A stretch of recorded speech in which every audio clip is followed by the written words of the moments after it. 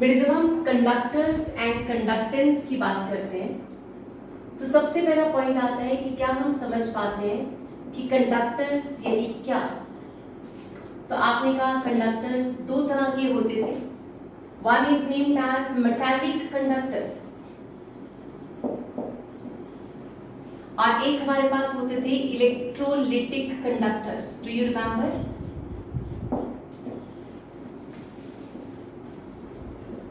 क्या आपको याद है? मेटालिक कंडक्टर्स में सारे मेटल्स थे और चैप्टर सॉलिड स्टेट में हमने इसके बारे में पढ़ा था कि metals are good conductors, why they are good conductors, ये भी हमें पता था। ठीक है, तो आपने मेटालिक कंडक्टर्स सारे कर रखे हैं। तो मेटालिक कंडक्टर्स की बात करते हैं तो हम कहते हैं ऑल मेटल्स आर देयर। ये हमारे एग्जांपल्स बन जाते हैं और इन केसेस में कंडक्टेंस जो है वो कुछ फैक्टर्स पे डिपेंड करती है। तो हम कहते हैं कंडक्टेंस जो है depends on nature of metal. एक तो कुछ मेटल्स हैं जो बहुत ही अच्छे कंडक्टर्स हैं, कुछ हैं जो ठीक ठाक से कंडक्टर हैं। तो नेचर ऑफ मेटल पे डिपेंड करती है कि वो कैसे कंडक्टर होंगे। जैसे आपने सुना होगा aluminium is a very good conductor of electricity. ऐसे वो कहते हैं कंडक्टेंस डिपेंड्स करती है, इट डिपेंड्स ऑन टेम्परेचर। तो कंडक्टेंस टेम्परेचर के साथ साथ कम हो जाती है। मेटल्स को गर्म करो तो उनकी कंडक्टेंस धीरे धीरे कम हो जाती है। इसीलिए गर्मियों में वायर्स जो है वो पुअर कंडक्टर्स की तरह एक्ट करती हैं, रेजिस्टेंस कॉज करती हैं, करंट को फ्लो नहीं करने देती और फ्यूज उड़ जाता था। तो आप कहते हैं फ्यूज उड़ना, गर्मियों में फ्यूज क्यों उड़ जाते हैं? तो रीजन ये होता है कि टेम्परेचर ज्यादा होता है। जब टेम्परेचर ज्यादा हो तो कंडक्टेंस क्या हो जाती है? कम हो जाती है। तो मेटल्स में टेम्परेचर और conductance they are inversely proportional to each other. तो आप ये कह सकते हो मेटल्स के अंदर ना ये दो पॉइंट्स बहुत इंपॉर्टेंट है। नेक्स्ट है conductance is inversely proportional to length of wire. अगर लंबी सी वायर है, जितनी लंबी वायर लोगे कंडक्टेंस उतनी कम हो जाएगी।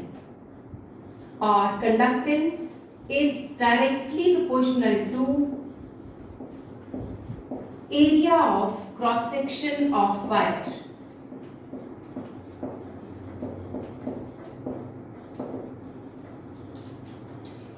यानी आप ये कह सकते हो जो वायर है अगर लंबा करते जाते हैं तो उसकी रेजिस्टेंस बढ़ जाती है, तो कंडक्टेंस ऑटोमेटिकली क्या हो जाएगी? कम हो जाएगी।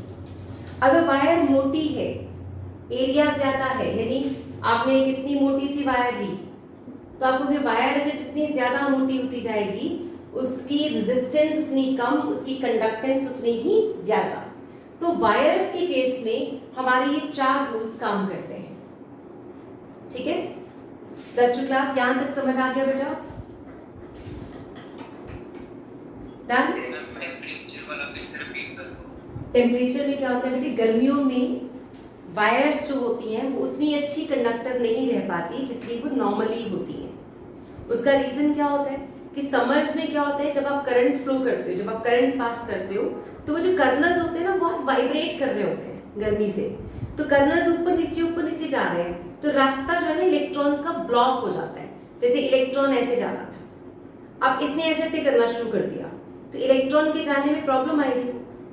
तो कहते हैं कि जब गर्मियां हैं, समर्स के सीजन में टेम्परेचर गर्म हो जाता है, ज्यादा हो जाता है, तो कर्नल्स वाइब्रेट करते हैं और कर्नल्स का वो जो वाइब्रेटरी मोशन है वो इलेक्ट्रॉन्स के फ्लो को हिंडर करता है, रोकता है।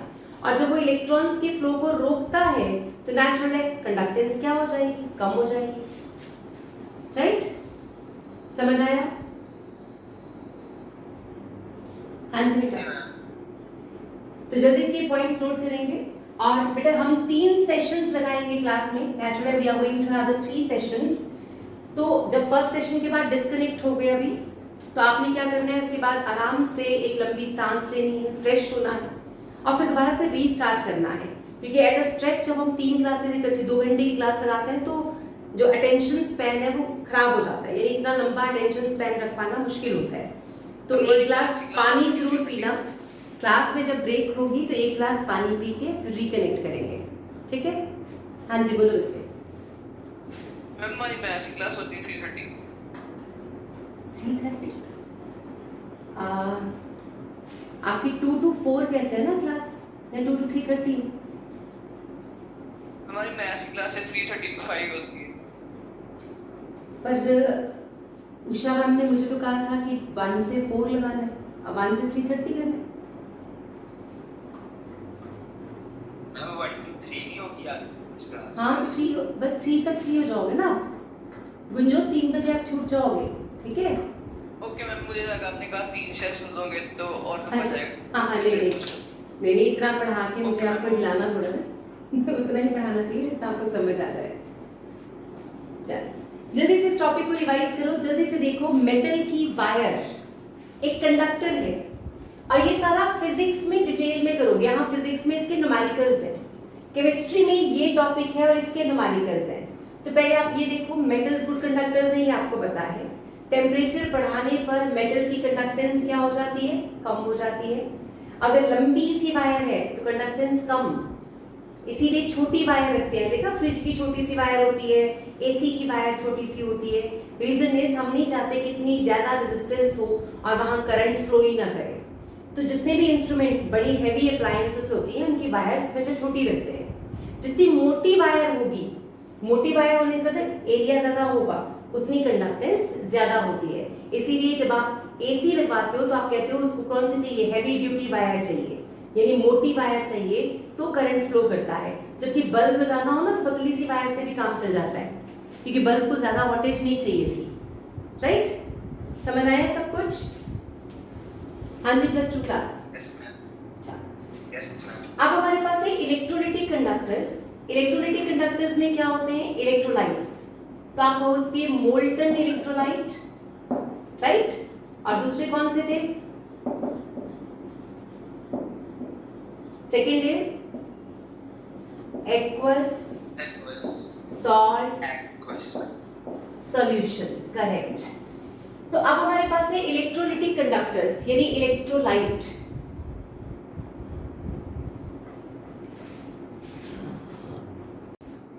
तो आगे से अपने पास एक नींबू का ग्लास, नींबू पानी बना के ना अपने पास रखा करो। जब ये ब्रेक हो तो एक अच्छा सा सिप लेना है लंबा सा, सो दैट आपका माइंड जो है फिर से चीज़ों को गेन करने की कैपेसिटी गेन कर ले। होता क्या है, एट ए स्ट्रेच जब टीचर बोलता रहता है तो एक टाइम के बाद समझ आना बंद ही हो जाता है। ठीक है? तो आई विश कि आप अपनी क्लासेस की पूरी आउटपुट निकालो। जितनी भी देर आप क्लास में हो आपको सारा समझ आना चाहिए। ठीक है? तो बी अटेंटिव। अब जरा ध्यान से देखो, जो मोल्टन इलेक्ट्रोलाइट है या एक्वस सॉल्ट सॉल्यूशन है तो ये भी कंडक्टर्स, गुड कंडक्टर्स ही है ना। अब ये जो गुड कंडक्टर्स हैं, जिनको हमने कहा these are also good conductors, ये जो कंडक्टर्स हैं इनके लिए क्या रूल है? इनका वो कहते हैं conductance depends on nature of electrolyte. पहली बात तो नेचर पे डिपेंड करता है। जब मैंने कहा it depends on nature of electrolyte, ठीक है, दैट मीन्स जो स्ट्रॉन्ग इलेक्ट्रोलाइट्स होंगे वो तो बहुत ही अच्छे कंडक्टर्स होंगे। Strong electrolytes are very good conductors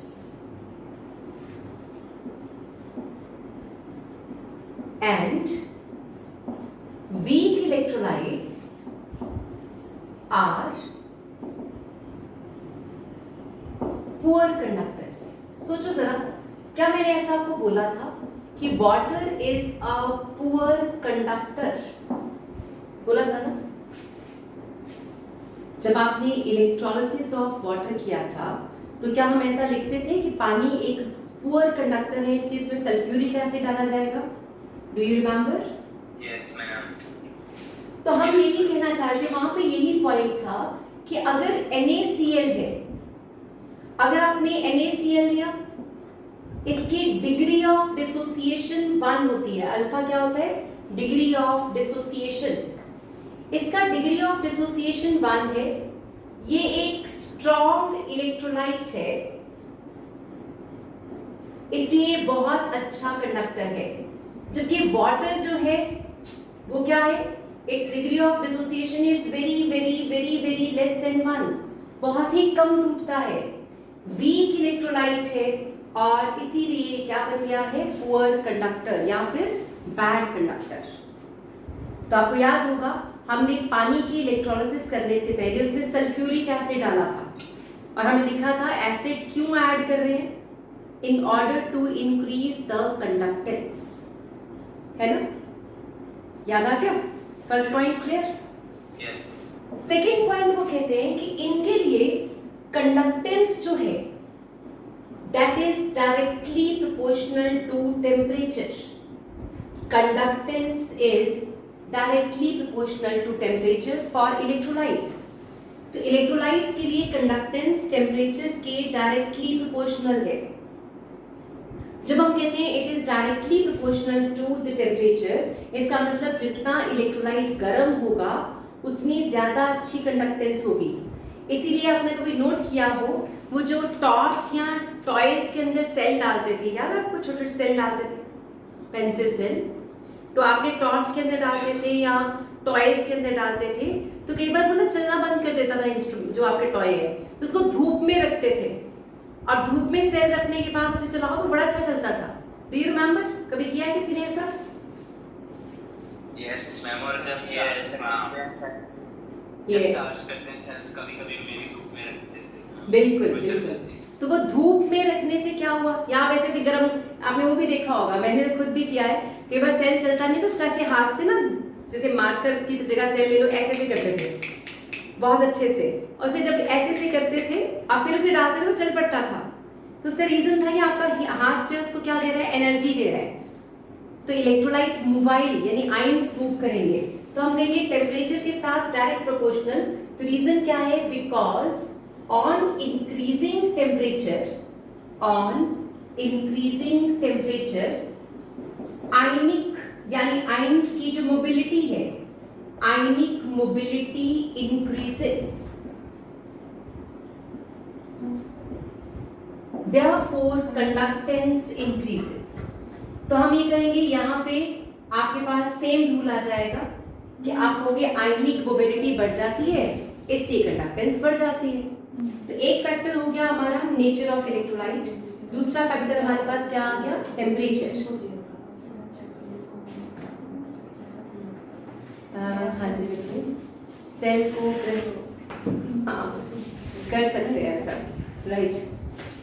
तो ये सारे एक्सपेरिमेंट बॉयज अक्सर ज्यादा करते हैं, गर्ल्स थोड़ा पंगा कम लेती हैं, बॉयज तो काफी अच्छे से पंगे लेते हैं, है ना।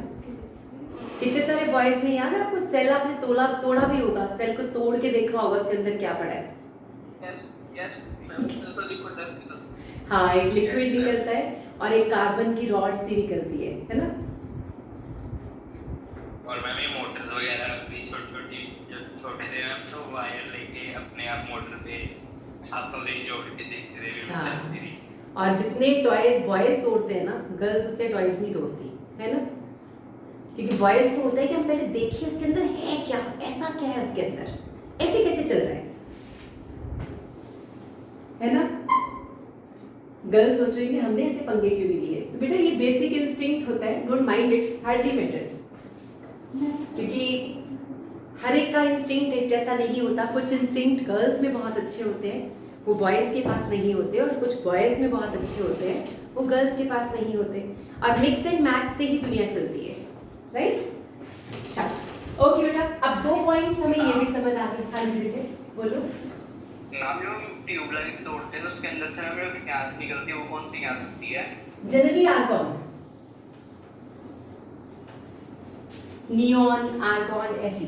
जब नियॉन डालेंगे ना थोड़ी सी येलो लाइट आती है, neon light is yellow in colour, लेकिन जनरली हम आर्गन या वेरी लो प्रेशर एयर भी ले सकते हैं। तो वो जो गैसेस होती हैं इनर्ट बिहेवियर वाली होती है, जो रिएक्ट ना करे, नाइट्रोजन हो सकती है, ठीक है। तो उसमें ये होता है कि एटलीस्ट वो आपके फिलामेंट के साथ रिएक्ट नहीं करनी चाहिए, क्योंकि अगर वो रिएक्ट कर जाएगी तो उससे क्या होगा, रस्ट लग जाएगा, तो ट्यूब जल्दी खराब हो जाएगी। आजकल तो अब ऐसा ट्रेंड ही खत्म हो गया, अब तो एलईडीज आ गई है ना, अब गैस वाला सिस्टम नहीं है। अगर आप नोट किया हो, आप जो ट्यूबलाइट्स आती है ना, तो वो खोलो तो उसमें से कोई गैस नहीं निकलती, वो टूटती भी ऐसे नहीं है। पहले वो ट्यूबलाइट्स होती थी जिसको तोड़ो तो ऐसी आवाज आती थी, भ्राम की आवाज आती थी। वो भी तो इसका मतलब आपने वो भी तोड़ी है ना? तो जैसे वो वॉचेस में डलते हैं बटन सेल्स होते हैं, उनके अंदर लिथियम आयन नहीं बेटा, जो बटन सेल्स होते हैं जो वॉचेस के अंदर डलते हैं, जो चाइनीज टॉयज के अंदर होते हैं, वो जो बटन सेल्स हैं उनमें मरकरी होता है, दैट इज मरकरी सेल। वो आप करोगे, आपके सिलेबस में, ठीक है, वो मैं कराऊंगी। तो अभी आपके पास हमने ये कहा कि कंडक्टेंस दो बातों पे डिपेंड करती नजर आ रही है, one is temperature, another is the nature of electrolyte.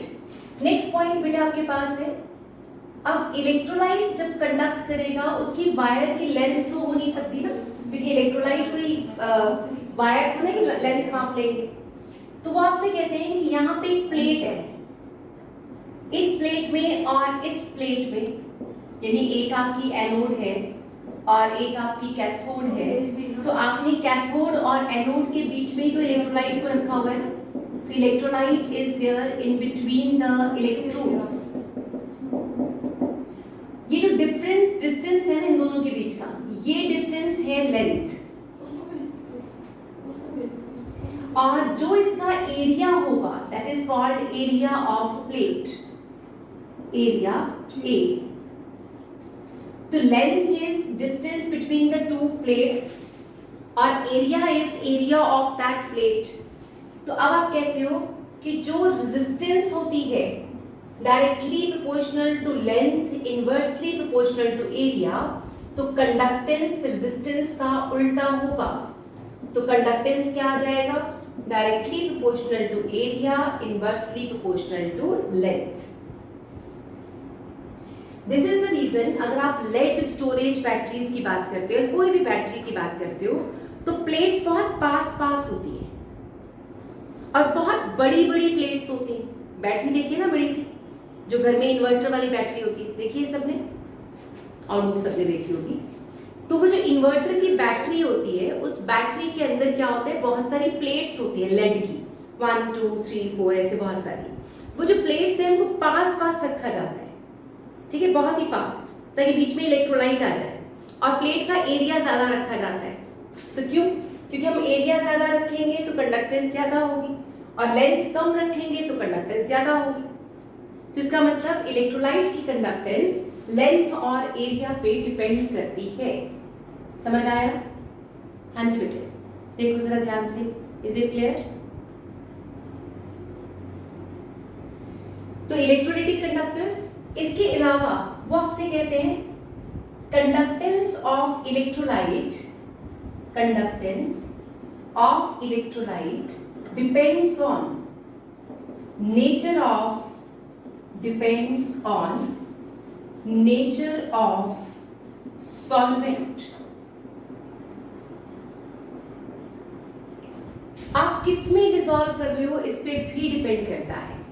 जैसे पानी के अंदर नमक डाला और अल्कोहल के अंदर नमक डाला, तो वो कहते हैं पानी के अंदर नमक टूट जाएगा, आयंस बनाएगा और बहुत अच्छी कंडक्टर्स।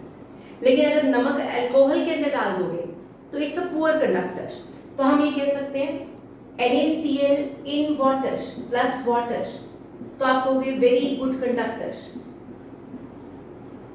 लेकिन NaCl इन मिथेनॉल CH3OH, तो कंपैरेटिवली पुअर कंडक्टर। तो हमें ये समझ आ गया, इसका मतलब सॉल्वेंट चेंज करो तो कंडक्टेंस चेंज हो जाती है। तो जितना ज्यादा पोलर सॉल्वेंट होगा उतनी ज्यादा कंडक्टेंस होगी, यानी more is the polar nature of a solvent, better is the conductor. ठीक है, इसीलिए मैंने आपको जितनी बार भी कराया उतनी बार मैंने लिखा था एक्वस सॉल्ट सॉल्यूशन, याद आया? राइट? Yes ma'am. तो कंडक्टेंस जिन जिन फैक्टर्स पे डिपेंड करती है वो हम लिख रहे थे। इसके अलावा आप कह सकते हो conductance depends on, conductance is directly proportional to ionic mobility. जो आयंस तेज चलते हैं वो ज्यादा अच्छे कंडक्टर्स होते हैं एज कंपेयर टू जो धीरे चलते हैं। ठीक है, तो आयनिक मोबिलिटी और कंडक्टेंस ये दोनों भी एक दूसरे के डायरेक्टली प्रोपोर्शनल है। अगर मैं आपसे बोलूं कि lithium ion is a small ion and it's a very highly mobile, तो मोबिलिटी का रूल है मेरे पास यहाँ पे कि लिथियम की मोबिलिटी सोडियम आयन से ज्यादा है और फिर पोटेशियम और फिर रुबिडियम एंड सीजियम। तो हम कहेंगे इसका मतलब ये बहुत छोटा सा आयन है और ये बहुत ही बड़ा आयन है, तो lithium ion is very good conductor as compare to caesium. तो ionic mobility this is in molten state, ये मोल्टन स्टेट में है।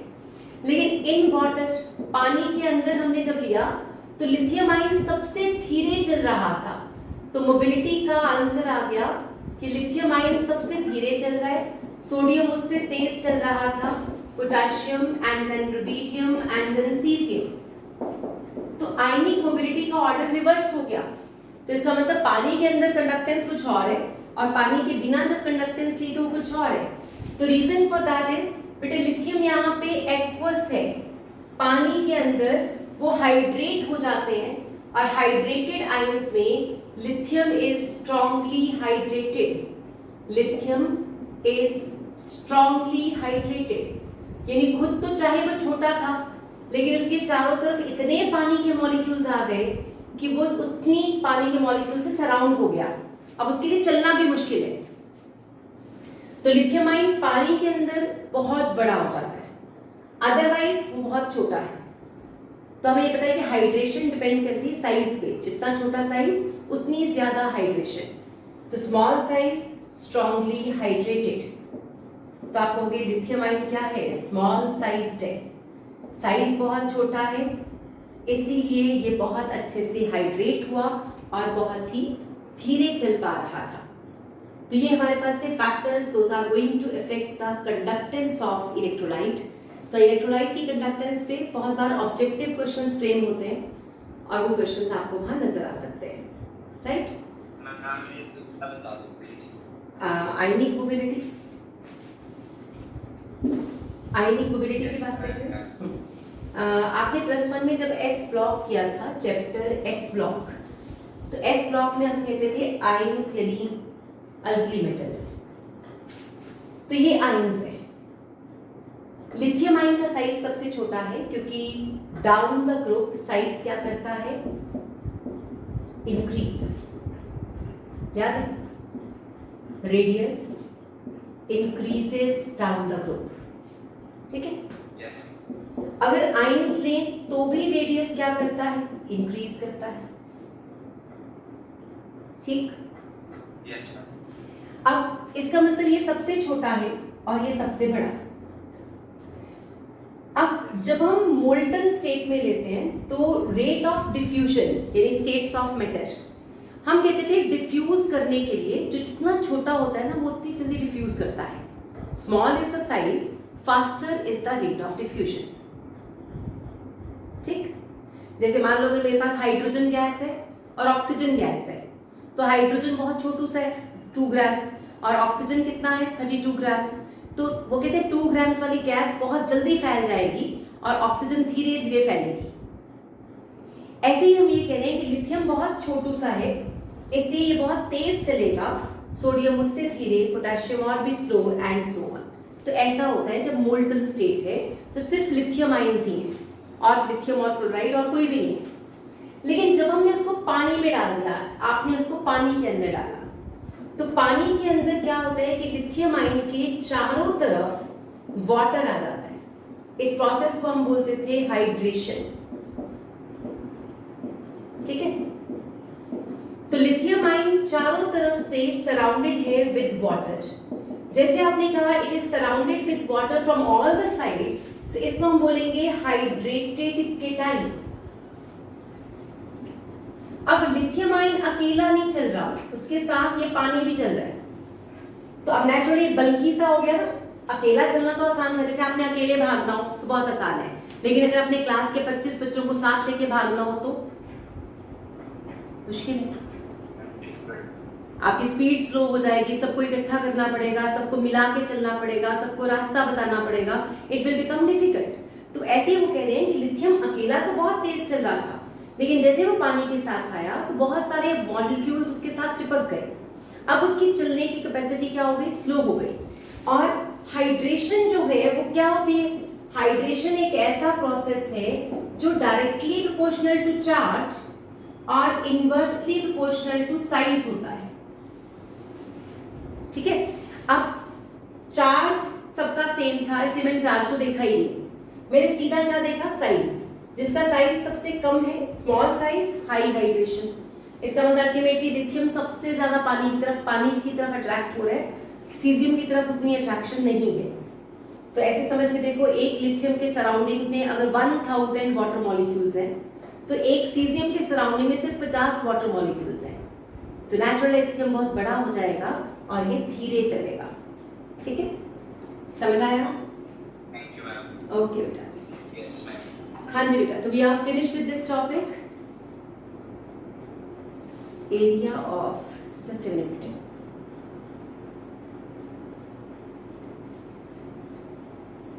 हाँ बच्चे, A is the area, area मतलब इस प्लेट का एरिया, क्योंकि इलेक्ट्रोलाइट क्या है, दो प्लेट्स के बीच में है ऐसे, तो जो इसका एरिया है वो ए, जो इनके बीच का डिस्टेंस है वो एल।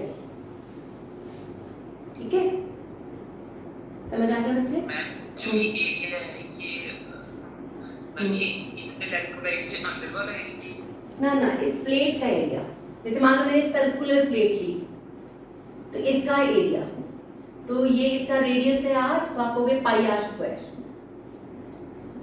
ऐसे अगर मैंने एक प्लेट ली है जैसे ऐसी वाली प्लेट, तो इसकी लेंथ और इसका ब्रेड्थ ये दो दे दी, तो आप कहोगे एरिया इसका कितना आएगा, लेंथ इंटू ब्रेड्थ। ठीक है, जैसे मेरे दोनों हाथों को हम दो प्लेट्स मान लेते हैं, ये दो प्लेट्स है, इनके बीच इलेक्ट्रोलाइट है।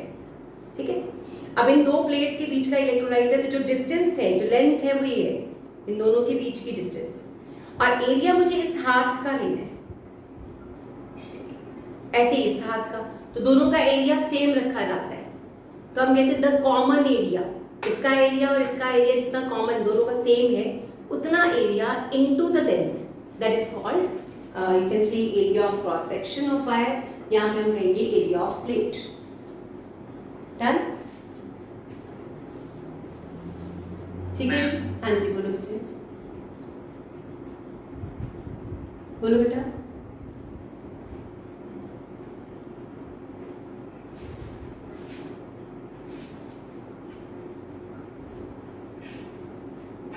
हाँ जी मयंक बोलो,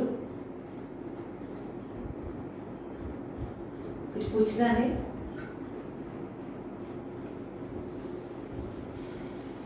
चले आगे फिर।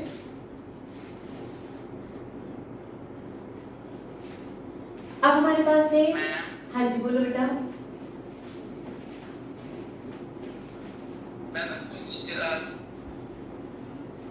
आपकी आवाज कट रही है बेटे, चैटिंग में लिख के भेज दो।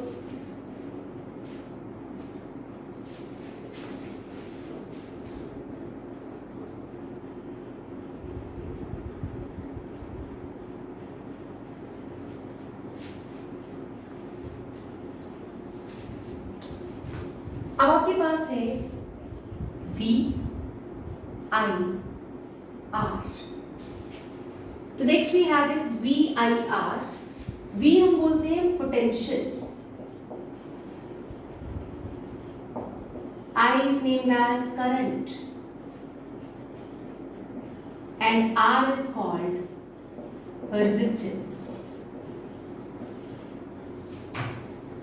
Potential, current, resistance. Potential होता है in volts, current is in ampere and R is in ohm. Physics में आपने इन तीनों के बीच में एक रिलेशनशिप किया था, that is V is equal to I R, that is, ठीक है, याद है V is equal to I R? Yes ma'am. Mayank आपका डाउट क्लियर हो गया बेटा?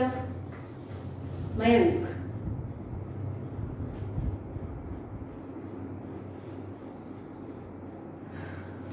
मैम वो कुछ और का डाउट था। अच्छा, ओके ओके, मुझे लगा आपका माइक शायद ब्लिंक हो रहा है। ओके ठीक है बेटा। हाँ जी बेटा, जाओ, डाउट क्लियर है, चले आगे।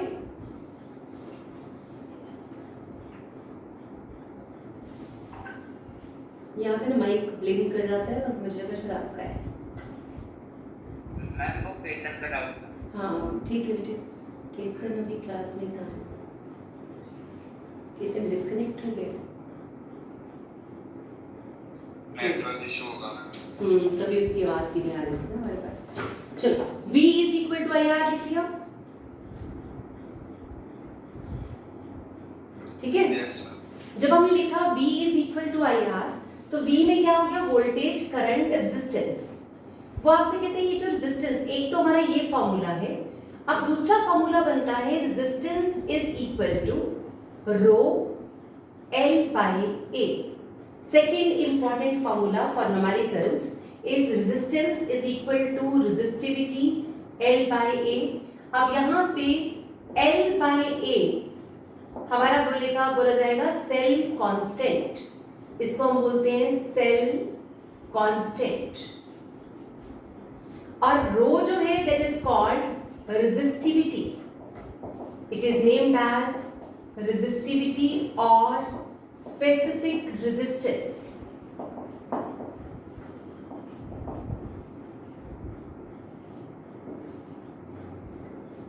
R तो रेजिस्टेंस था ही, तो आपने कहा R is resistance, rho is resistivity और specific resistance, L by A is called cell constant। अब 1 by R यानी रेजिस्टेंस का उल्टा, इसको हम बोलेंगे G, which is named as conductance. तो आप कहते हो कंडक्टेंस क्या है? What is conductance? Conductance is 1 by R।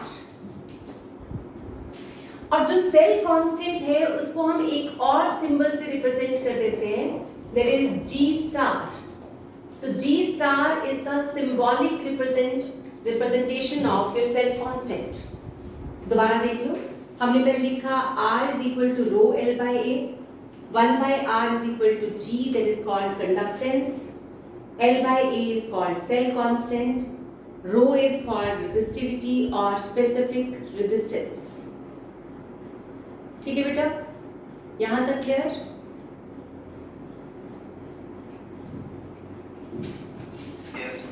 अब इसके बाद वो कहते हैं कि 1 by rho is called kappa, it is named as kappa। तो 1 by rho is called kappa, और kappa को हम क्या बोलते हैं? This is named as specific conductance or conductivity, specific conductance और conductivity।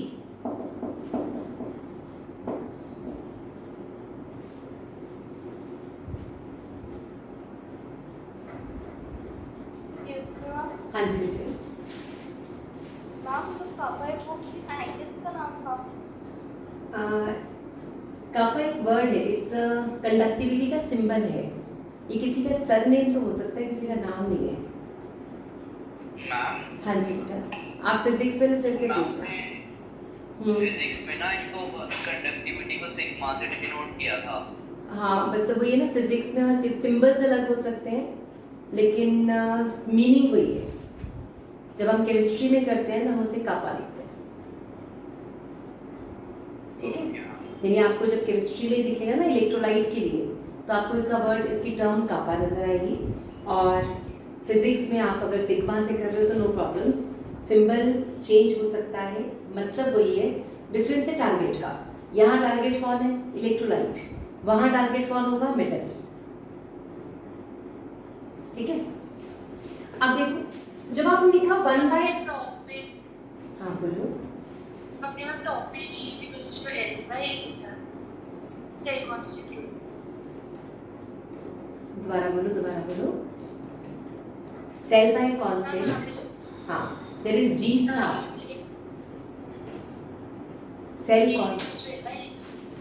ये जो जी एस्ट्रिक्स है ये जी स्टार है, G star is your cell constant, इसी का सिंबल है। कई बार वो जी स्टार लिख देते हैं, हमें समझ आना चाहिए कि G star is cell constant. ठीक है,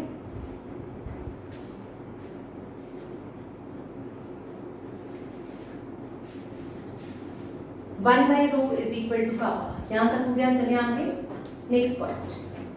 अब हम कहते हैं one by rho can be written as one by R into L by A which is called kappa.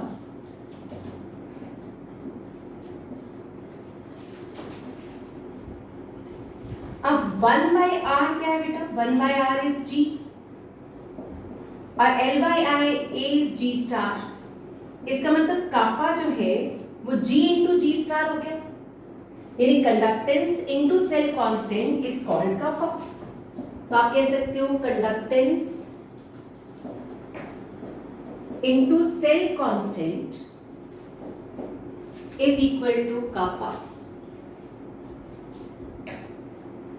Right? समझ आया? तो ये चार फॉर्मूलाज, सेल कांस्टेंट का सिंबल क्या है? जी स्टार, सिंपल जी और साथ में ऊपर स्टार लगाया होता है, राइट?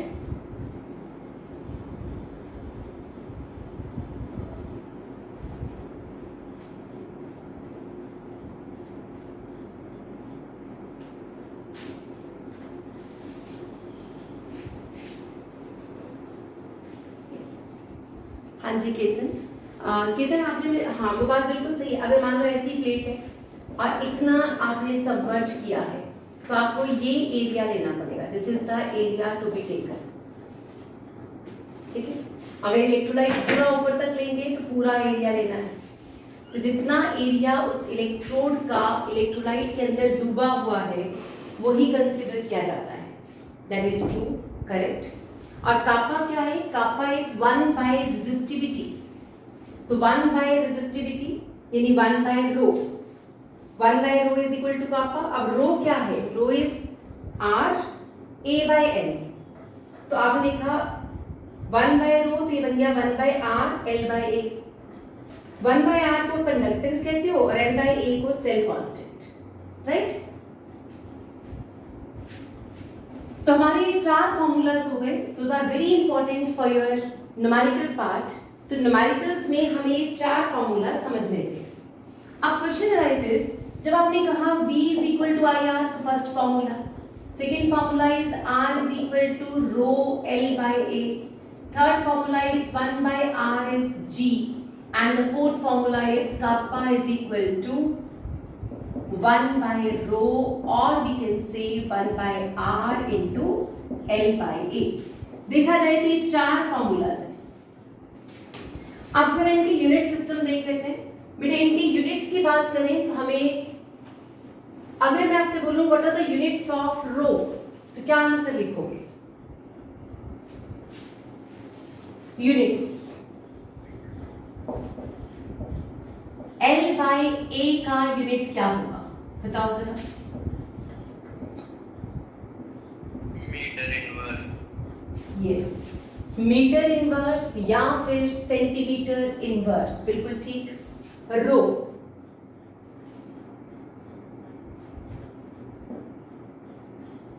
ओम मीटर और ohm centimetre. Do you agree? देख लो, चेक करो आंसर। आर का यूनिट क्या था? ओम। ये आ जाएगा मीटर बाय मीटर स्क्वायर, तो मीटर बचा नीचे, ओम मीटर आ गया। ठीक है बेटा, कापा के यूनिट्स बता सकते हो? Ohm inverse metre inverse. Ohm inverse metre inverse, बिल्कुल ठीक। या फिर आप कह सकते हो ohm inverse centimetre inverse. Ohm inverse को हम एक और नाम देते हैं, that is called siemens, siemens metre inverse, और इसको ऐसे लिखा जाता है कैपिटल एस एम इनवर्स या फिर सीमन सेंटीमीटर इनवर्स, राइट। तो ओम और ये सब यूनिट सिस्टम आ गया हमारे पास। जी के यूनिट्स क्या होंगे? What will the units of G? बोलो। Ohm inverse, correct. Ohm inverse को एक नाम और दिया अभी थोड़ी देर पहले, सीमेन, तो इट इज कैपिटल एस। अब क्वेश्चन अराइजेस कि इस सारे टॉपिक में न्यूमेरिकली हमें क्या करना है। तो हाउ टू कैलकुलेट रेजिस्टेंस या मेजरमेंट ऑफ रेजिस्टेंस। तो हमारे पास नेक्स्ट टॉपिक है measurement of resistance of electrolytic cell.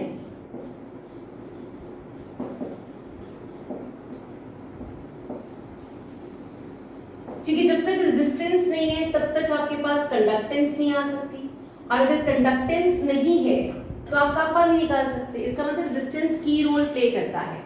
तो किसी भी मेटल के पास या किसी भी सिस्टम में या किसी भी इलेक्ट्रोलाइट में सबसे पहले हम क्या निकालना सीखते हैं? Resistance.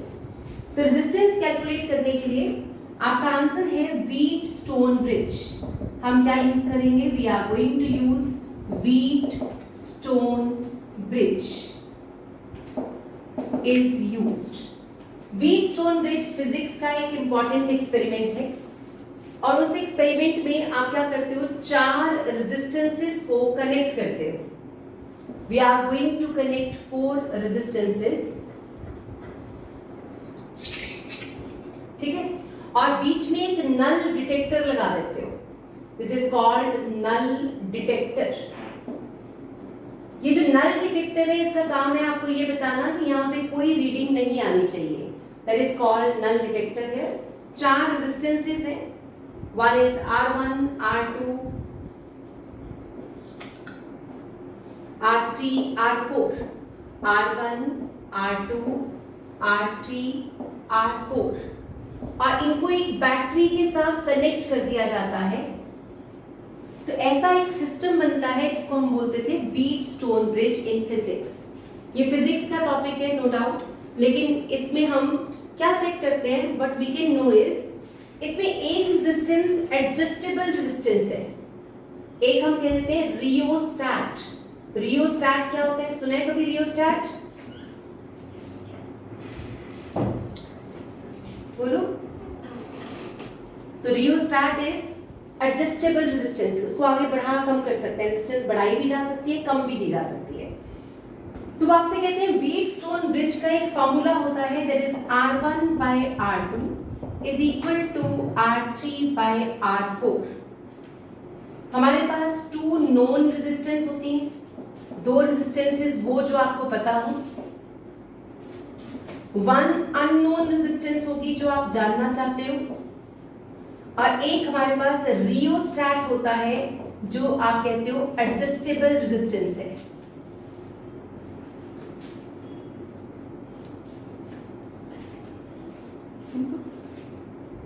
equal to IR, clear to all of you?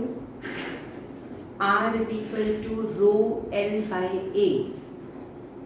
1 by R is conductance, 1 by rho is kappa. Kappa is also named as specific conductance or conductivity, right? चलिए आगे। Yes, ma'am.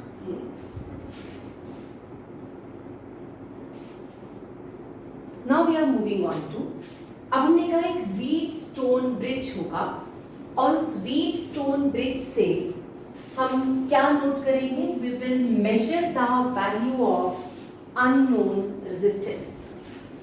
यानी आप क्या करते हो? 4 रेजिस्टेंसेस लेते हो, उनके बीच में एक नल डिटेक्टर होता है, ये बताता है कि अब कोई करंट फ्लो नहीं कर रहा। तो ये जैसे पोटेंशियल 0 पे आएगा इसका मतलब आपने रीडिंग लेनी है। तो जब 0 पे आएगा तो R1/R2 is equal to R3/R4 आ जाएगा। तो ये फॉर्मूला लगाएंगे जिनमें से दो रेजिस्टेंसेस हमें पता होती हैं, एक हमारी अननोन रेजिस्टेंस है और दूसरी जो है वो हमारी क्या है, एडजस्टेबल रेजिस्टेंस। ठीक है, अब हमने इलेक्ट्रोलाइट के साथ यही करना है, सेम काम अब हम इलेक्ट्रोलाइट के साथ करेंगे।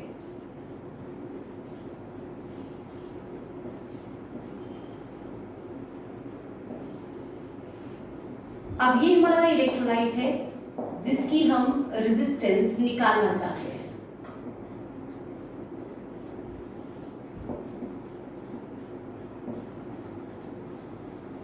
Unknown resistance, known resistance, another resistance and a rheostat। और यहां सेंटर में क्या लगा देंगे, नल detector.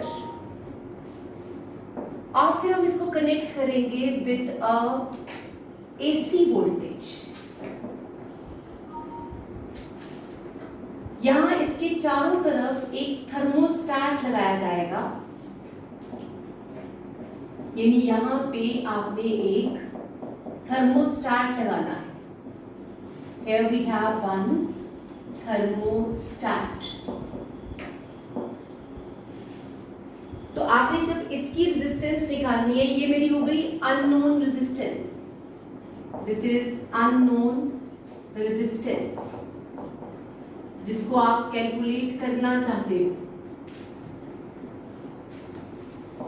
It is R1, this is R2, R3, R4।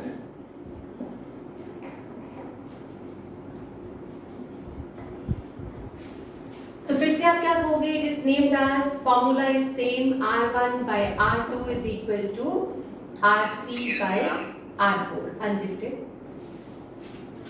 Ma'am वो दोनों रेजिस्टेंस सेम है, R3 और R3?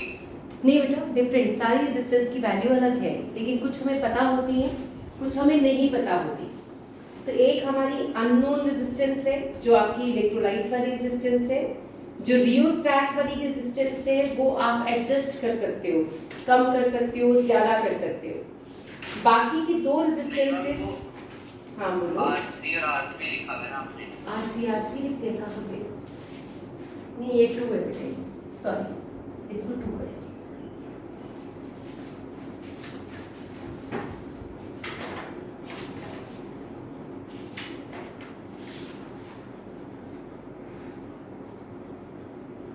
मैम यहाँ पर एसी करंट यूज करने का क्या रीजन है? हाँ जी बेटे, अभी बताते हैं। अब फिजिक्स में और केमिस्ट्री में यहाँ दो चीजों का फर्क नजर आ रहा है, दो ही डिफरेंस नजर आए ना। एक तो ये थर्मोस्टेट क्यों लगाया, दूसरा ये एसी करंट क्यों लगाया, जबकि फिजिक्स में तो आप डीसी करंट लगाते हो, यहाँ पे आपने डीसी वोल्टेज लगा रखा है, डायरेक्ट करंट। डायरेक्ट करंट और अल्टरनेटिंग करंट पता है ना सबको। डायरेक्ट करंट मतलब सेल, बैटरी, और एसी करंट मतलब वो जो करंट आपके घर में आता है, that is alternating current, right? ठीक है जी। अब क्वेश्चन अराइजेस, आपने फिजिक्स में डायरेक्ट करंट क्यों लगाया और केमिस्ट्री में अल्टरनेटिंग करंट क्यों यूज करते हैं, और दूसरी बात थर्मोस्टेट का क्या पर्पस है। बेटा वो जो थर्मोस्टेट आपने यूज किया है, तो आप कहोगे thermostat is used to maintain the temperature of cell, maintain the temperature of electrolyte।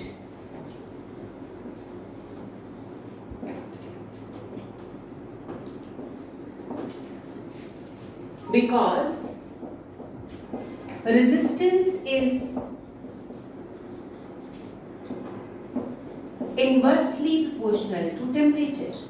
मान लो टेम्परेचर बढ़ता जाएगा, जब आप किसी चीज के अंदर से करंट पास करोगे और वो गर्म हो रहा है, अगर वो गर्म हो रहा है तो उसकी रेजिस्टेंस धीरे धीरे क्या होती जाएगी, कम होती जाएगी।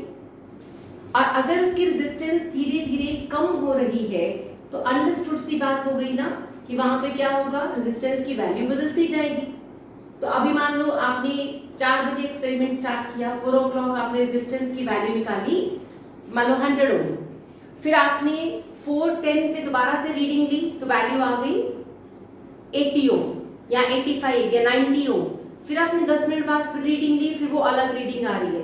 अगर हर बार रीडिंग चेंज होती जाएगी, बदलती जाएगी, तो आपको पता क्या चलेगा कि कौन सी वैल्यू करेक्ट है। तो वो आपसे कहते हैं कि यहाँ सबसे बड़ी प्रॉब्लम ये नजर आती थी कि अगर टेम्परेचर चेंज होता है तो रेजिस्टेंस की वैल्यू बदल जाती है, इसलिए हमें टेम्परेचर को कांस्टेंट रखना चाहिए। और टेम्परेचर को कांस्टेंट रखने के लिए what we are doing is हम वहां पे एक थर्मोस्टैट लगा रहे हैं। सेकंड आपके पास है, सेकंड जो हमारे पास रीजन है, AC current, AC voltage potential या एसी करंट इज यूज्ड। क्यों?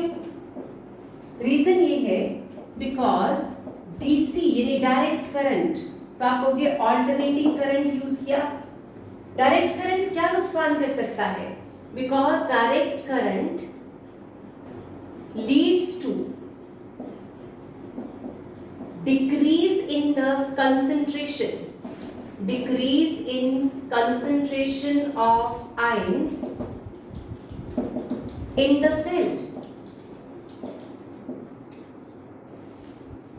जब आपने डायरेक्ट करंट लगाया, आपने एक को कैथोड बना दिया, दूसरे को एनोड बना दिया। अगर आप एक को कैथोड और दूसरे को एनोड बना देते हो तो सारे केटाइंस कैथोड पे जाते जाएंगे, सारे एनाइंस एनोड पे चले जाएंगे। अगर केटाइंस भी जा रहे हैं, एनाइंस भी जा रहे हैं, तो पानी के अंदर आयंस का अमाउंट कम हो जाएगा कि ज्यादा हो जाएगा? बोलो। पानी के अंदर आयंस का अमाउंट कम हो जाएगा ना। अगर आयंस का अमाउंट कम हो गया तो डेफिनेटली रेजिस्टेंस भी इफेक्ट हो जाएगी, रेजिस्टेंस भी कम हो जाएगी। तो वो आपसे कहते हैं कि डीसी करंट, डायरेक्ट करंट से कंसंट्रेशन ऑफ आयंस जो है वो चेंज हो जाती है, कम हो जाती है। और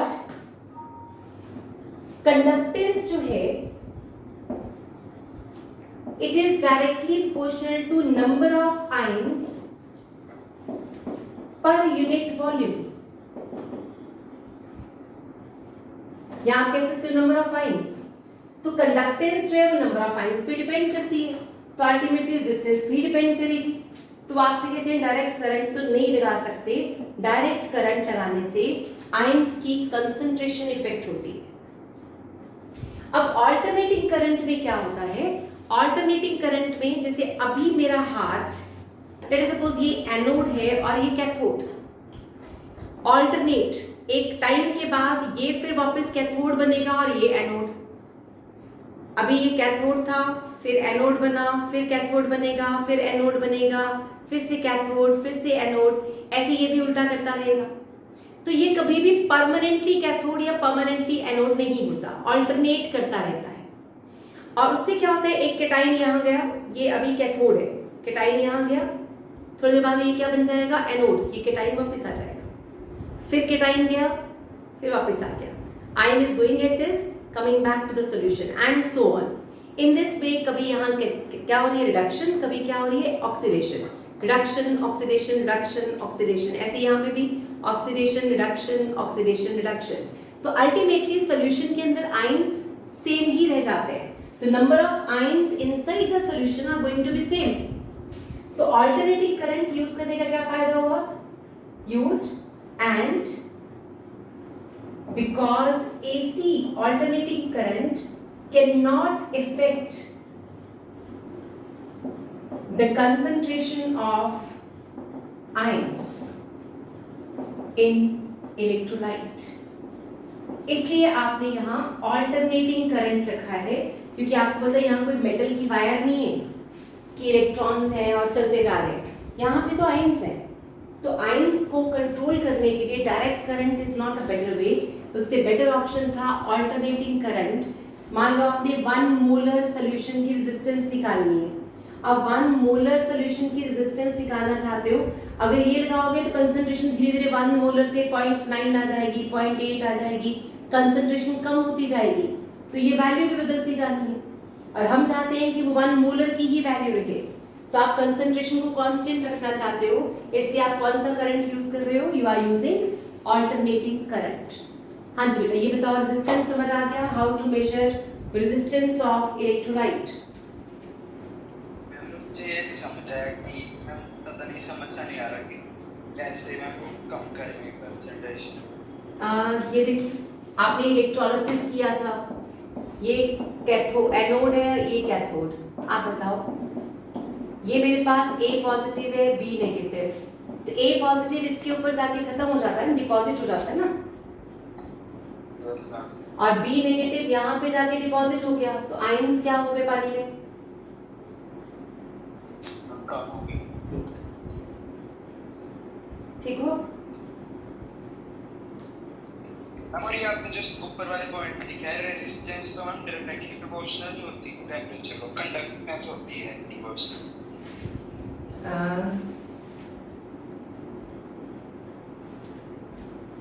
कंडक्टेंस इज डायरेक्टली, ऐसा होता है ना, more is the temperature, more is the conductance. Ions है ना, ये तो इलेक्ट्रोलाइट की बात चल रही है ना बेटा, मेटल की बात नहीं चल रही ना। मेटल्स में अलग है। हाँ, मेटल्स में टेम्परेचर का इफेक्ट उल्टा होता है।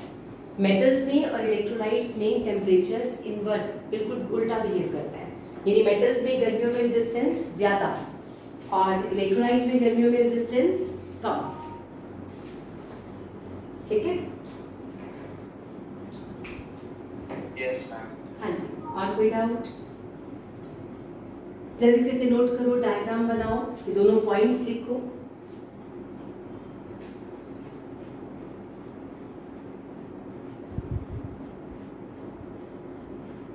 कर लिया?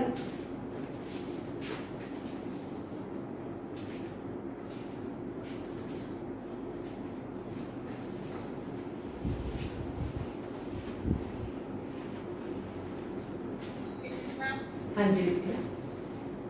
मैम जैसे आपने बताया कि एसी करंट वोल्टेज में एक ही इलेक्ट्रोड के थ्रो बनेगा, उसके बाद साइमल्टेनियसली नोड और दूसरा भी, तो मैम उसमें आयंस कैसे सेम होंगे? जैसे ऐसा हुआ, ये अभी कैथोड है, एनोड है और ये कैथोड, ठीक है।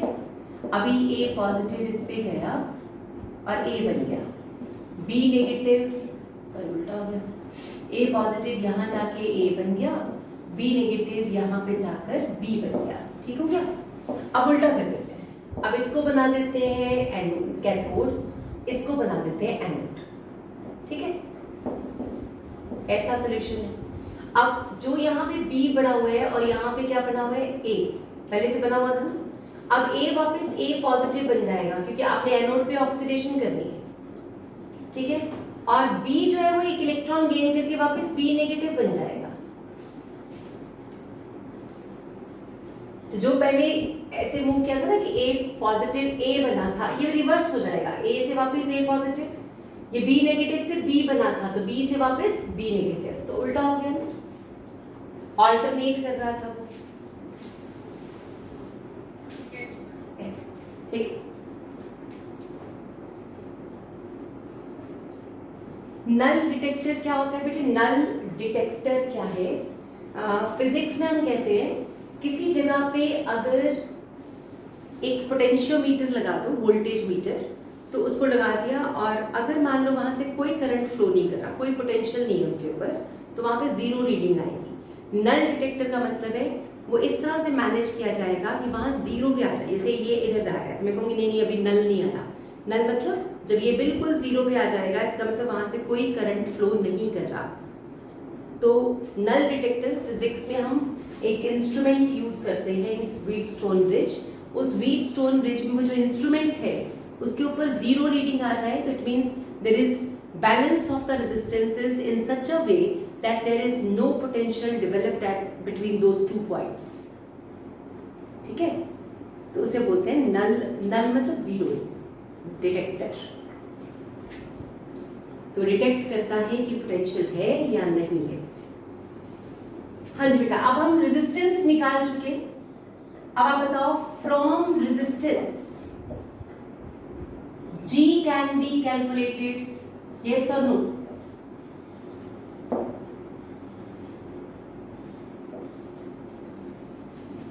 क्योंकि G is equal to 1 by R. If L by A is known, L by A क्या है? Cell constant. तो kappa can be calculated.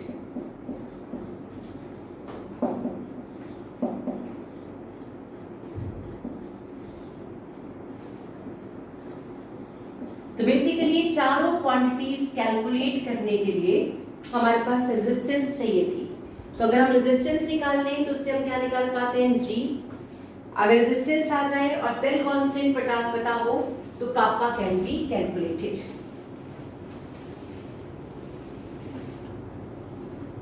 अब हम कहते हैं व्हाट इज रो। तो रो आपके पास है RA by L। तो हम कहते हैं रेजिस्टिविटी, यानी क्योंकि R आपके पास था, रो L by A।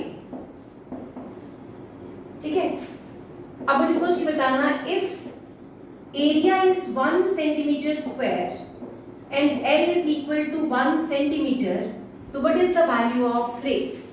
रो क्या होगा? Rho is equal to R। फिर से देखो, if kappa is equal to 1 by R, L by A, अब कंडीशन फिर वही है, A is 1 centimetre square, L is 1 centimetre, तो बताओ kappa किसके इक्वल होगा? बोलो। 1 by that is G, conductance. ठीक है, तो हम इसको डिफाइन कर सकते हैं। हम कहेंगे specific resistance is resistance of 1 centimetre cube. देख लो, rho is resistance of 1 centimetre cube volume of an electrolyte. तो 1 सेंटीमीटर क्यूब अगर वॉल्यूम हो, उसकी रेजिस्टेंस को हम रो कहते हैं।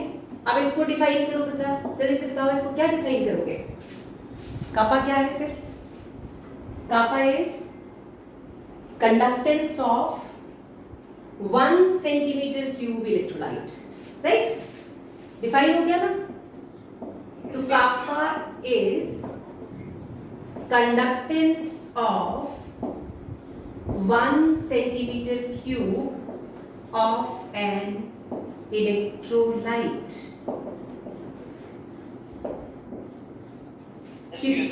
हाँ जी बेटे।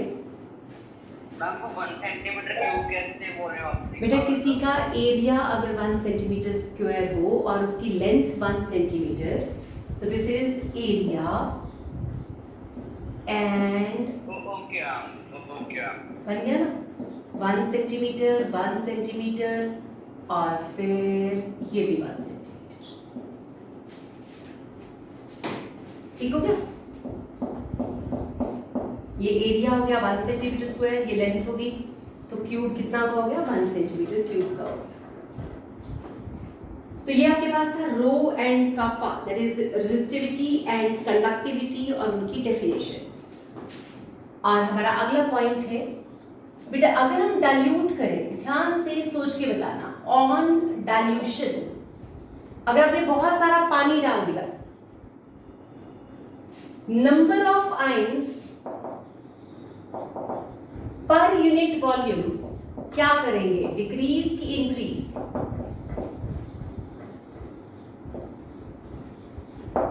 सोचो,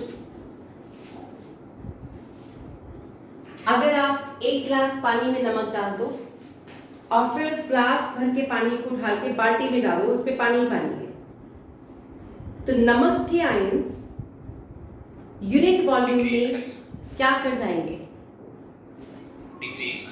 डिक्रीज कर जाएंगे। दोबारा सोच लिया सबने?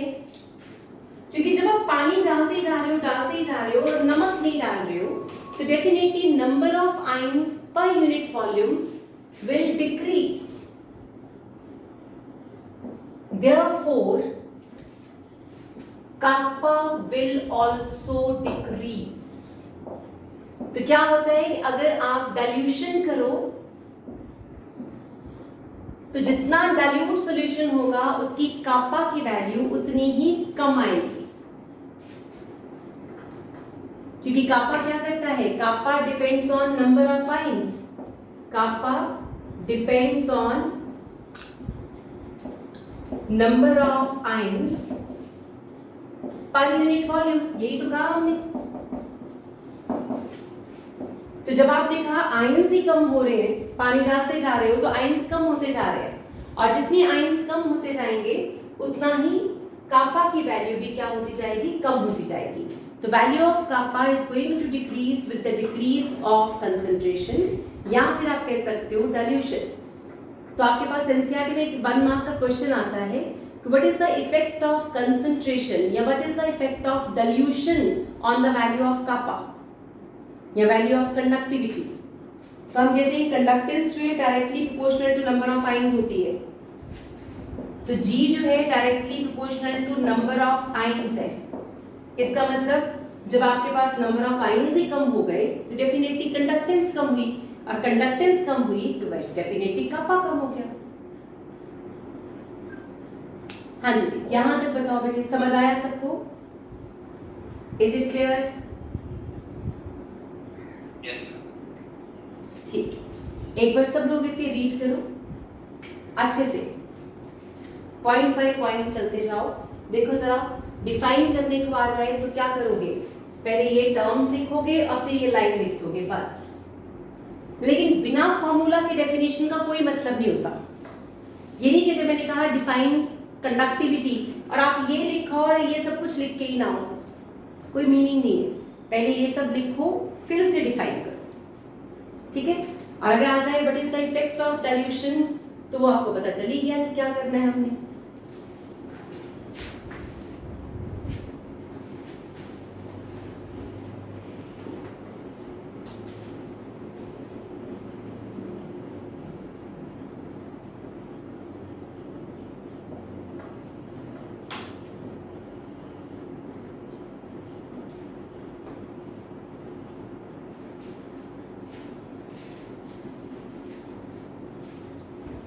Next term we are going to start is molar conductance. हमारी अगली डेफिनेशन है मोलर कंडक्टेंस और सिंबल है उसका lambda m। Molar conductance, it is conductance of 1 mole electrolyte.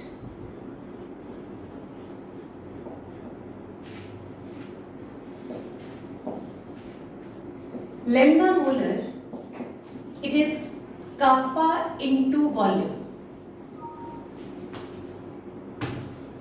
What is V here?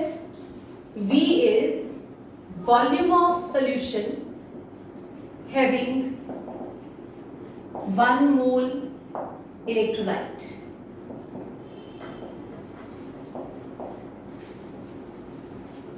अब मोलारिटी का फॉर्मूला होता है number of moles bye volume of solution into 1000।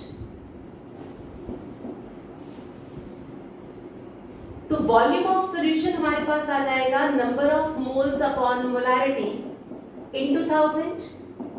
अगर नंबर ऑफ मोल्स आप कह रहे हो 1 ही रखना है तो ये बन गया 1 बाय मोलारिटी इनटू 1000। तो लैम्डा मोलर का फॉर्मूला बन जाएगा, it is kappa into 1000 divided by molarity.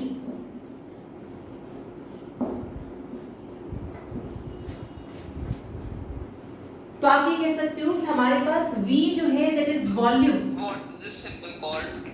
Lambda, wavelength का लैम्डा होता है ना, जैसे इसको आप लैम्डा कहते थे, ऐसे इसको भी लैम्डा ही कहते हैं, सेम नाम। It is named as lambda, उल्टा V जो है उसको हम बोल रहे हैं लैम्डा।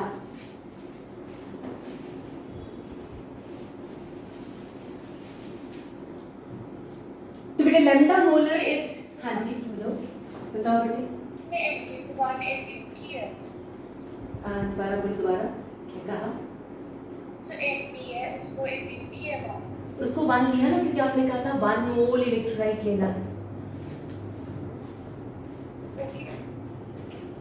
क्योंकि आपकी डेफिनेशन में आपने 1 मोल डिफाइन किया था, तो इसलिए हमने इसको 1 कर दिया।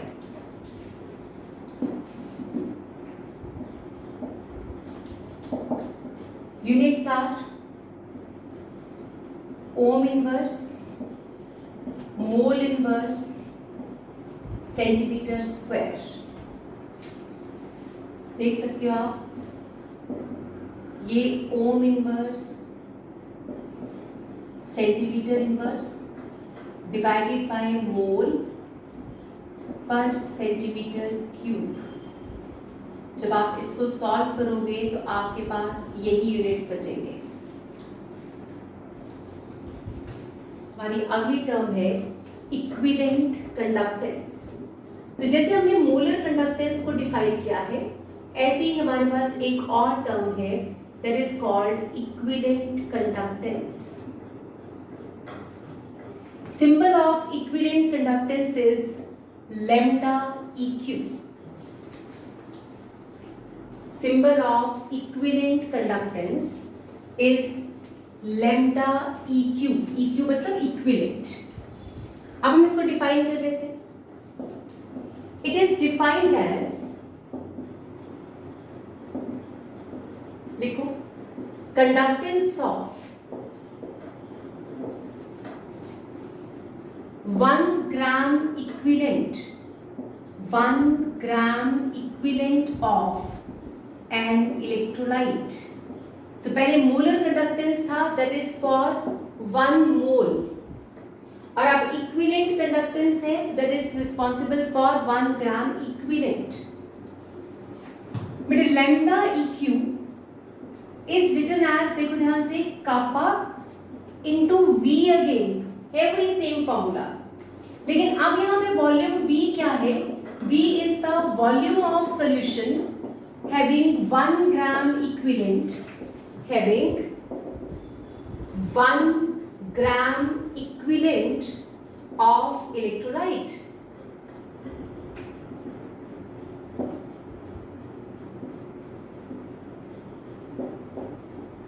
अब हमें ये पता है कि normality is equal to number of equivalents upon volume of solution into 1000। अब 1 इक्विवेलेंट कहा तो 1 into 1000 by volume of solution. It means volume of solution will become 1000 by normality, right? By normality, पहले यहाँ पे क्या था? Kappa into 1000 by molarity, capital M था। अब ये क्या बन गया है? Lambda molar is equal to lambda EQ is equal to kappa into 1000 by normality. तो ये हमारे पास आ गई इक्विवेलेंट कंडक्टेंस। अब यूनिट्स क्या होंगे? नेचुरल है, पहले क्या था? Ohm inverse. अब हम लेंगे इक्विवेलेंट इनवर्स और सेंटीमीटर स्क्वायर, या फिर आप कह सकते हो सीमेन इक्विवेलेंट इनवर्स मीटर स्क्वायर। तो आप ये दोनों यूनिट सिस्टम यहाँ पे यूज कर सकते हो, जैसे हमने मोलर कंडक्टेंस में किया था। अब ये 2 टर्म्स और हो गई, यानी पहले हमने 4 फॉर्मूलाज किए थे तो उसमें ऐड हो गए टोटल 6 फॉर्मूलाज आर देयर। तो अब हमें इन 6 फॉर्मूलाज के बेसिस पर न्यूमेरिकल्स करते हैं। इससे पहले कि मैं न्यूमेरिकल स्टार्ट करूं, let's do the relationship between the two. वो कहते हैं lambda molar and lambda EQ equivalent, इन दोनों में रिलेशन है। तो चेक करते हैं क्या रिलेशन है, वो समझें। Relation between molar conductance and equivalent conductance. बेटे molar conductance it is kappa into 1000 upon molarity. हमें पता है कि मोलैरिटी और नॉर्मेलिटी में एक रिलेशनशिप होता है, and that is molarity is equal to normality divided by n factor, क्योंकि आप कहते थे normality is equal to molarity into n factor, valency. n यहाँ पे क्या हो सकता है? Valency of that ion electrolyte. अब नॉर्मेलिटी बाय n आ गया, इट मींस आप इसको क्या लिख सकते हो? What we can write it here, हम इसको जरा मॉडिफाई कर लेते हैं। हम लिख लेते हैं kappa into 1000 divided by normality into n factor. अब ये मेरे पास बन गया है इक्विवेलेंट कंडक्टेंस। तो आंसर बन जाएगा the relationship is now lambda molar is equal to lambda e cube into n factor. तो मोलर कंडक्टेंस और इक्विवेलेंट कंडक्टेंस ये दोनों ही कंडक्टेंस जो है वो n फैक्टर से क्या हो रही है, एसोसिएटेड, रिलेट हो रही है। We can say there is a relationship between molar conductance and equivalent conductance. ठीक है बेटे, ये बात समझ आ गई? क्लियर है? Yes ma'am. फॉर एग्जाम्पल अगर हम कहते हैं कि जैसे सोडियम आयन है या कैल्शियम है या एल्युमिनियम है, अगर हम इनकी बात करें तो आप ये कहोगे इन सब के n फैक्टर होते हैं और उन n फैक्टर्स के बेसिस पे आप मोलर कंडक्टेंस और इक्विवेलेंट कंडक्टेंस को रिलेट कर सकते हो। देखो NaCl, CaCl2, AlCl3 या फिर Ca3PO4 होल ट्वाइस। आप बताओ इसका n फैक्टर क्या होगा, इसका n एंड सो ऑन, सबका n फैक्टर कैसे निकालते हैं? यानी आप क्या कहोगे एक सॉल्ट की वैलेंसी या उसका n फैक्टर क्या होता है? केटायन पे चार्ज। आप कहोगे कि पूरा का पूरा सॉल्ट लेते हैं तो हम कहते हैं जैसे ये 1 पॉजिटिव 1 नेगेटिव, तो 1 और 1 का एलसीएम 1, ये 2 पॉजिटिव ये 1 नेगेटिव, 2 और 1 का एलसीएम 2, 3 पॉजिटिव 1 नेगेटिव, n क्या हो गया 3। यहां आपके पास, यहां ध्यान से देखो, कैल्शियम 2 पॉजिटिव, फॉस्फेट 3 नेगेटिव, 3 और 2 का एलसीएम 6। या फिर आप कह सकते थे टोटल चार्ज ऑन केटाइंस, यहाँ पे 2 पॉजिटिव 3 बार कैल्शियम है तो भी 6, यानी हम ये कह सकते हैं इन सब का n फैक्टर हमारे पास आ गया। तो यहाँ पे लैम्डा मोलर क्या आ जाएगा, lambda molar is lambda equivalent into 1, here it is lambda equivalent into 2, lambda equivalent into 3 and here lambda equivalent into 6। तो किसी भी सॉल्ट में n फैक्टर होता है total charge on all cations, या फिर आप ले सकते हो LCM of the charges of cation and A9. बोलो जी यहां तक molar conductance, equivalent conductance, any doubt? बोलो बच्चे, नो डाउट? आप जरा देखो, इन्होंने एक रिलेशनशिप लिखा है बुक में कि what is the ratio of lambda molar to that of lambda EQ। बताओ क्या रेशियो आएगी?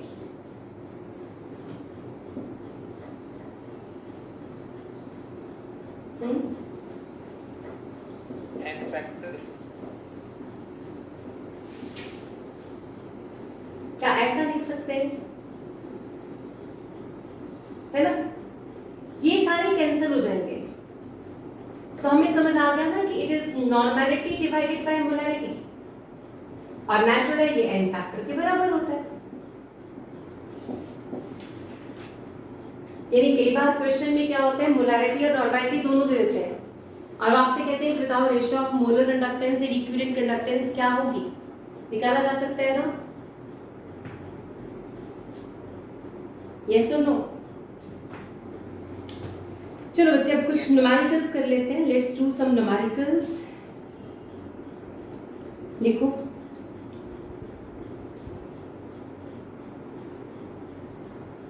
Electrolytic conductivity, write down electrolytic conductivity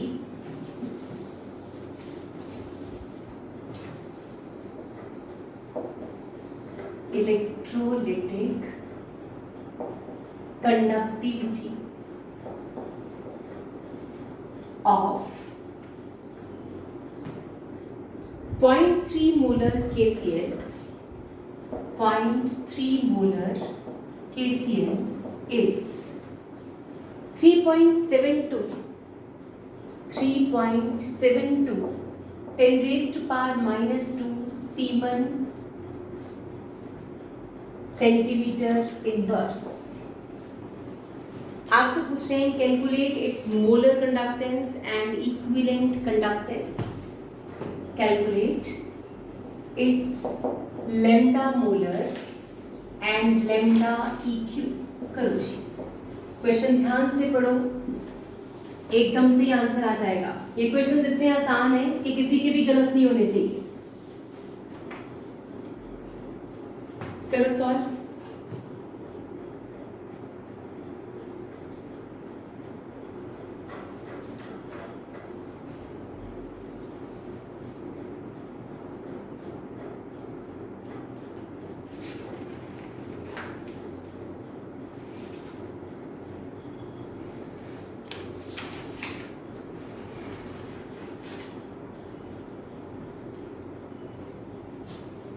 समझ पा रहे हो क्या करना है?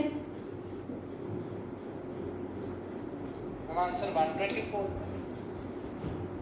मोलर की इक्विवेलेंट कि दोनों? मोलर, दोनों ही सेम है। Yes.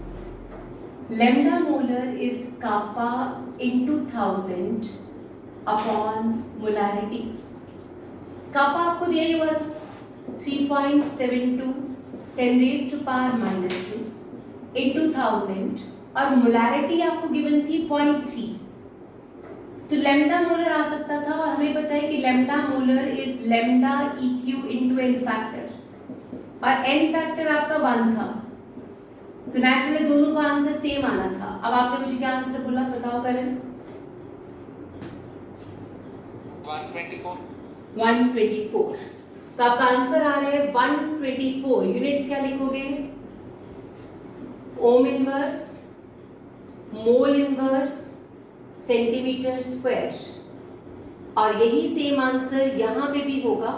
आप कहोगे यहाँ पे हम लिखेंगे मोम inverse, equivalent inverse and centimetre square. समझ आया? देखो जरा ध्यान से सब लोग। हाँ जी तनवीर, समझ आ रहा है बेटे?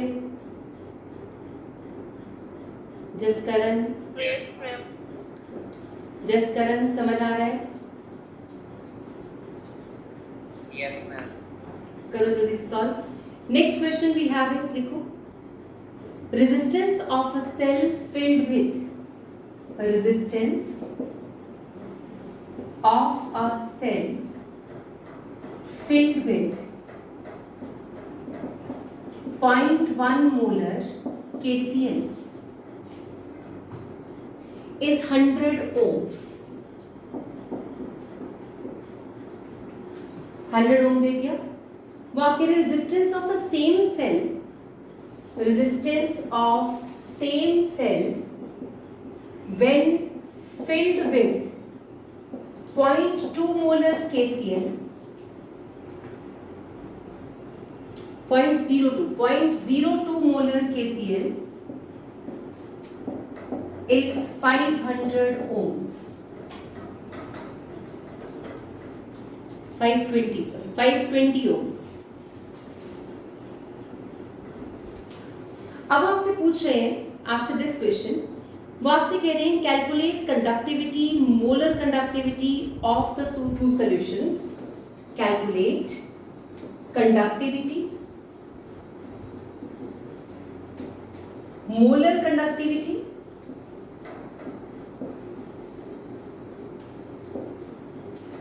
of 0.02 molar KCl solution if conductivity of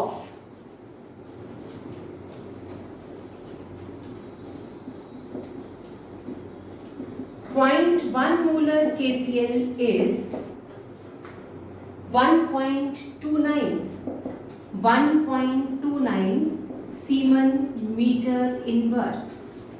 करो जी, start with this question।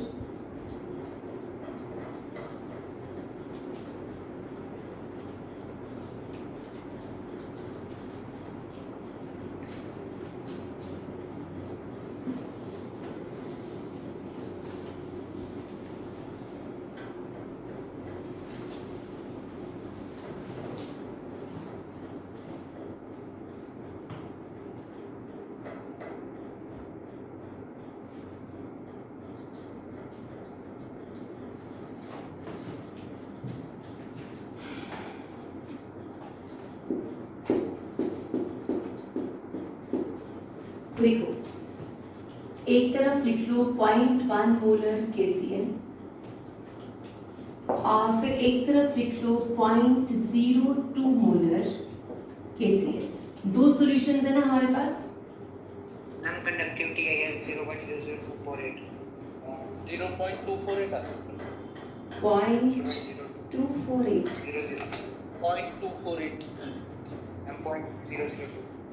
Ma'am 0.002 0.00248 आएगा। ये आ रहा? बस मैम। ठीक, करेक्ट। अब आगे करो, मोलर कंडक्टेंस।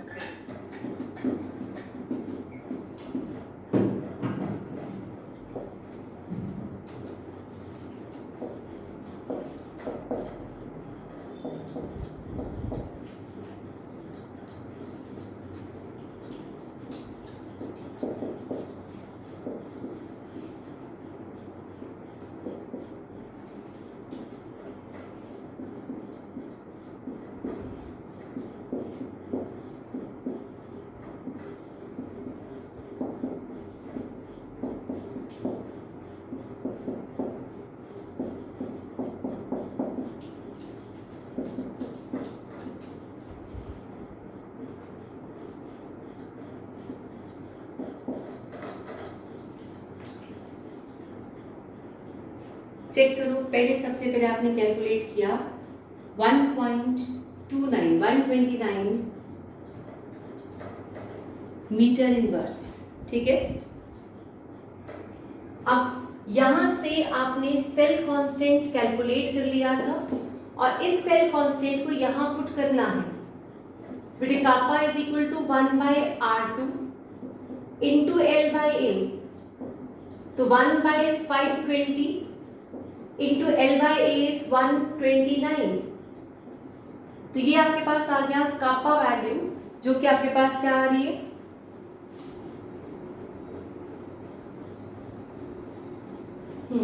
करण ने मेहुल आपने कैलकुलेट किया है सेंटीमीटर इनवर्स में और करण आपने किया होगा मीटर इनवर्स में, इसलिए आप दोनों के आंसर्स मैच नहीं कर रहे थे, है ना? Yes ma'am. Right, correct. तो आपके पास कापा आ जाएगा। अब आपको क्या चाहिए, now you want to have the lambda molar. अगर यहाँ पे आ रहा है 1 कितना था, 1 कितना बना? हाँ जी बेटे, मोलर कंसंट्रेशन 2.48 है।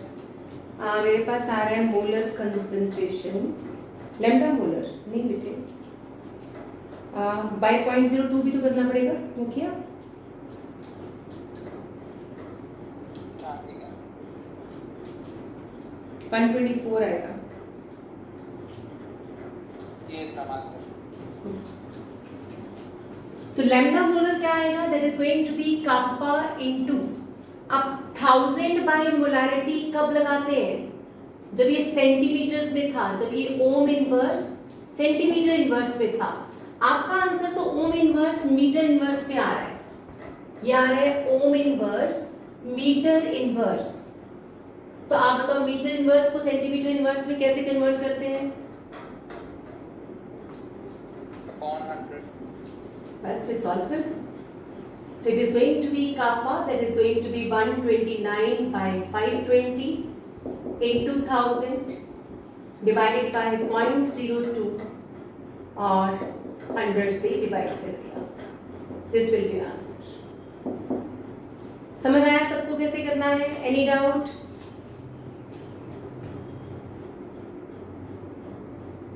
करिए अगला question. Yes ma'am. Best way होता है, क्योंकि अगर आपको ये फॉर्मूला याद है ना, तो ये मीटर इनवर्स है, इसको सेंटीमीटर इनवर्स कर दो तो 1.29 सेंटीमीटर इनवर्स हो जाएगा। फिर आप सारा फॉर्मूला ठीक से लगाते जाओ, कोई कन्वर्जन लगाने की जरूरत ही नहीं है।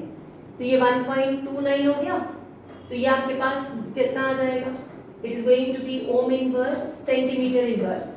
फिर तो आपने कुछ नहीं करना था, कोई 1000 100 नहीं लगाना, सीधा ही कापा इंटू 1000 डिवाइडेड बाय 0.02 लगाते हैं, तो आपका आंसर आ जाता lambda molar Om inverse mole inverse centimetre square.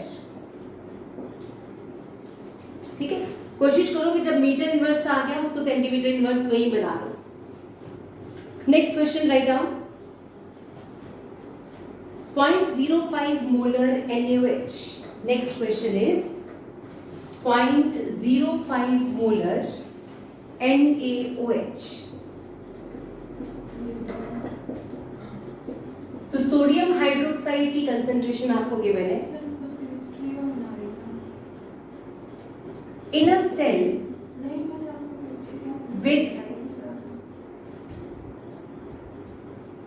diameter of 1 centimeter plate with a plate of diameter 1 centimeter square, 1 centimeter, so diameter 1 centimeter and length is 50 centimeter, length 50 centimeter, has resistance of 5550 ohm, has a resistance of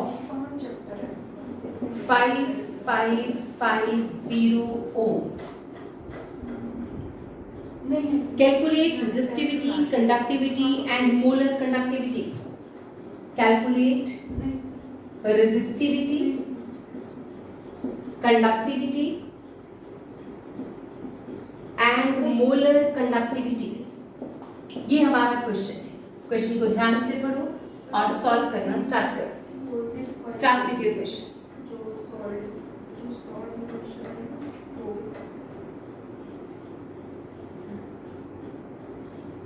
area of cross section given है आपको, यहाँ diameter given है।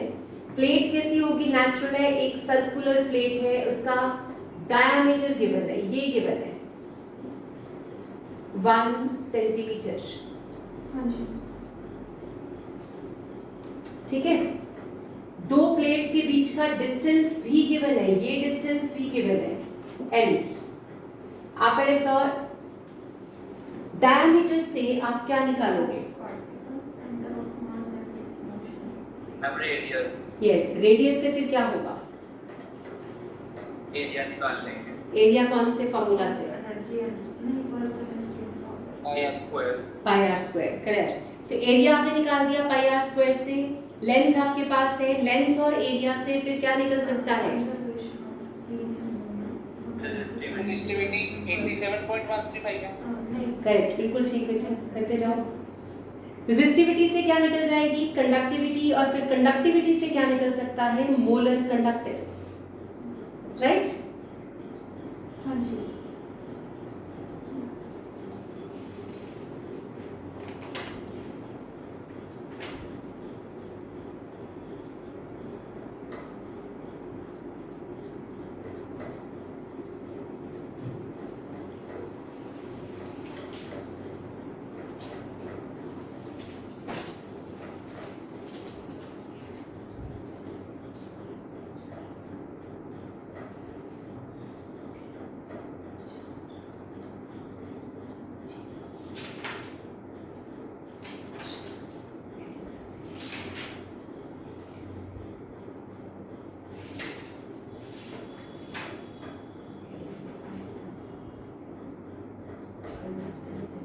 करना।